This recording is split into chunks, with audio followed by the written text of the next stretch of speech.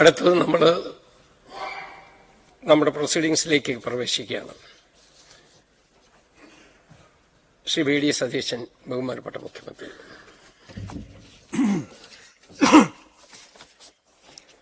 പതിനാറാം കേരള നിയമസഭയുടെ സഭാനാഥനായി പരിണതപ്രജ്ഞനായ രാഷ്ട്രീയ നേതാവ്, എന്റെ പ്രിയങ്കരനായ ജ്യേഷ്ഠ സഹോദരൻ ശ്രീ തിരുവഞ്ചൂർ രാധാകൃഷ്ണൻ സ്ഥാനമേറ്റിരിക്കുക.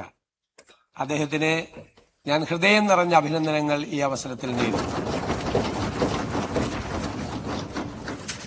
കഴിഞ്ഞ 3.5 പതിറ്റാണ്ട് കാലം കേരള നിയമസഭയിലെ അംഗമായി പ്രവർത്തിച്ച ഏറ്റവും സീനിയറായ രാഷ്ട്രീയ നേതാവാണ് അദ്ദേഹം. നിയമസഭാ സാമാജികനാണ്. 1991 മുതൽ 2011 വരെ അടൂർ നിയോജക മണ്ഡലത്തെയും നിയമസഭാ ഡീലിമിറ്റേഷന് ശേഷം അദ്ദേഹത്തിന്റെ സ്വന്തം സാമ്രാജ്യമായ കോട്ടയം നിയോജക മണ്ഡലത്തെയും ഈ നിയമസഭയിൽ പ്രതിനിധീകരിക്കാൻ അവസരം അദ്ദേഹത്തിനുണ്ടായി.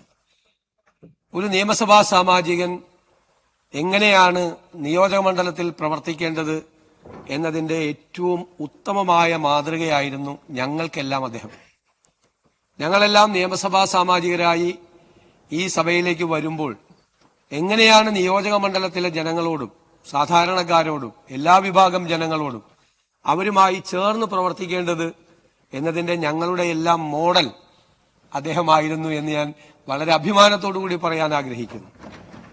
5 ദിവസം ഒരാഴ്ചയിൽ സമ്മേളനം നടക്കുമ്പോൾ മിക്കവാറും ആ 5 ദിവസവും അടൂരിലായിരുന്നപ്പോൾ വൈകുന്നേരമാകുമ്പോൾ അടൂരിലേക്കും, കോട്ടയത്താവുമ്പോൾ കോട്ടയത്തേക്കും അദ്ദേഹം ഇവിടെ നിന്ന് യാത്ര ചെയ്യുമായിരുന്നു.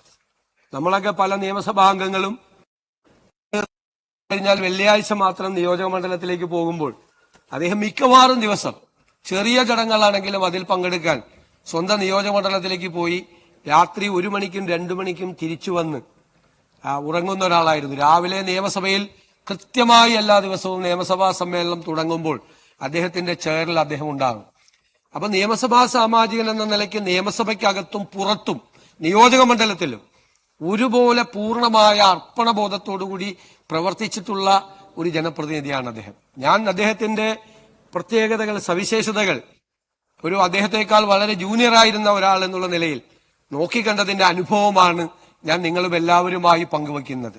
മന്ത്രിയായിരുന്ന സമയത്ത് മന്ത്രിയാകാൻ എന്റെ ഓർമ്മ ശരിയാണെങ്കിൽ ഒരു 17 വകുപ്പുകൾ അദ്ദേഹം ഭരിച്ചിട്ടുണ്ട്.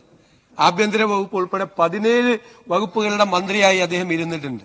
എല്ലാ വകുപ്പുകളെക്കുറിച്ചും കൃത്യമായ ഗ്രാഹ്യവും അവിടെ എന്തു ചെയ്യണമെന്നുള്ള വിഷനും എല്ലാം അദ്ദേഹത്തിനുണ്ടായിരുന്നു. ഓരോ വകുപ്പിലെയും ബന്ധപ്പെട്ട ഉദ്യോഗസ്ഥന്മാരുമായി നിരന്തരമായ യോഗങ്ങൾ നടത്തി ജനഹിതമനുസരിച്ച് തീരുമാനങ്ങൾ എടുക്കാൻ അദ്ദേഹം ഒരു ഭരണതന്ത്രജ്ഞൻ എന്നുള്ള നിലയിൽ അദ്ദേഹം ശ്രദ്ധേയമായ സംഭാവനകൾ ചെയ്തിട്ടുണ്ട്. ഏത് അവസരം കിട്ടിയാലും ഞങ്ങളെല്ലാം കോളേജിൽ പഠിക്കുമ്പോൾ തീപ്പൊരിയായ യുവജന നേതാവായിരുന്നു അദ്ദേഹം. തീപ്പൊരിയായ യുവജന നേതാവ്. വിദ്യാർത്ഥി യുവജന രാഷ്ട്രീയ രംഗത്ത് ശ്രദ്ധേയമായ സംഭാവനകൾ നടത്തിയിട്ടുള്ള, ഈ കേരളം മുഴുവൻ യാത്ര ചെയ്ത്, കേരളത്തിലെ മുക്കിലും മൂലയിലും യാത്ര ചെയ്ത്, നിരവധി പ്രാവശ്യം കാസർഗോഡ് മുതൽ തിരുവനന്തപുരം വരെ പദയാത്രകൾ നടത്തി അദ്ദേഹം കേരളത്തിലെ യുവജന രാഷ്ട്രീയ രംഗത്ത് ശ്രദ്ധേയമായ സംഭാവനകൾ ചെയ്തിട്ടുണ്ട്. ഞാൻ അദ്ദേഹം നേതൃത്വം കൊടുത്ത വലിയൊരു പദയാത്രയിൽ ഒരു വിദ്യാർത്ഥിയായിരുന്നുകൊണ്ട് അദ്ദേഹത്തിന് മുദ്രാവാക്യം വിളിച്ചത് ഞാൻ ഇന്നും എന്റെ ഹൃദയത്തിൽ ഓർക്കുന്നു. അത്രയും ശ്രദ്ധേയനായ യുവജന വിദ്യാർത്ഥി രംഗത്തെ നേതാവായിരുന്നു അദ്ദേഹം. സർവകലാശാല യൂണിയൻ ചെയർമാൻ, കേരള സർവകലാശാലയുടെ ആദ്യകാലത്തെ യൂണിയൻ ചെയർമാൻ കൂടിയായിരുന്നു അദ്ദേഹം.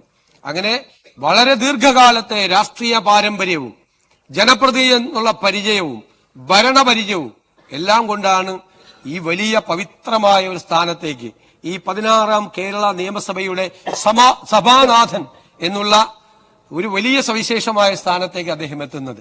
ഞാൻ ഒരിക്കൽ കൂടി നമുക്കെല്ലാവർക്കും വേണ്ടി, ഈ സഭയ്ക്ക് എല്ലാവർക്കും വേണ്ടി, സഭയിലെ മുഴുവൻ അംഗങ്ങൾക്ക് വേണ്ടി, കേരളത്തിലെ മുഴുവൻ ജനങ്ങൾക്കും വേണ്ടി ശ്രീ തിരുവഞ്ചൂർ രാധാകൃഷ്ണനെ പ്രത്യേകമായി അഭിനന്ദിച്ചുകൊണ്ട് ഞാൻ എന്റെ വാക്കുകൾ ചുരുക്കുന്നു.